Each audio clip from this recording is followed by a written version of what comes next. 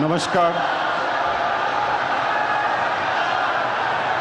I request the permission of the Honorable Governor to commence the proceedings. With your permission, sir, I may now read the order of appointment of the Honorable Chief Minister. The order reads, the Governor of West Bengal order, in exercise of the power conferred on me by Article 164(1) of the Constitution of India, I, R.N. Ravi, Governor of West Bengal, hereby appoint Shri Shubhendu Adhikari as Chief Minister of the State of West Bengal. Signed by Shri R.N. Ravi, Governor of West Bengal, on 8th May 2026. May I now request Shri Shubhendu Adhikari, Honorable Chief Minister Designate, to take oath before the Honorable Governor.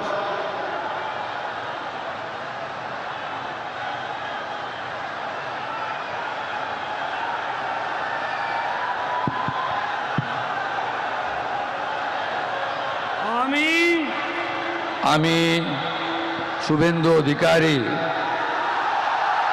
ঈশ্বরের নামে শপথ করিতেছি যে বিধি দ্বারা স্থাপিত ভারতের সংবিধানের প্রতি আমি অকৃত্রিম নিষ্ঠা ও আনুগত্য পোষণ করিব। আমি ভারতের সার্বভৌমত্ব ও অখণ্ডতা রক্ষা করিব। পশ্চিমবঙ্গ রাজ্যের মুখ্যমন্ত্রী রূপে আমার কর্তব্যসমূহ নিষ্ঠাপূর্বক এবং বিবেকসম্মতভাবে নির্বাহ করিব এবং ভয় বা পক্ষপাত, প্রীতি বা বিদ্বেষ রহিত হইয়া সকল শ্রেণীর জনগণের প্রতি সংবিধান ও বিধি অনুসারে ন্যায় আচরণ করিব।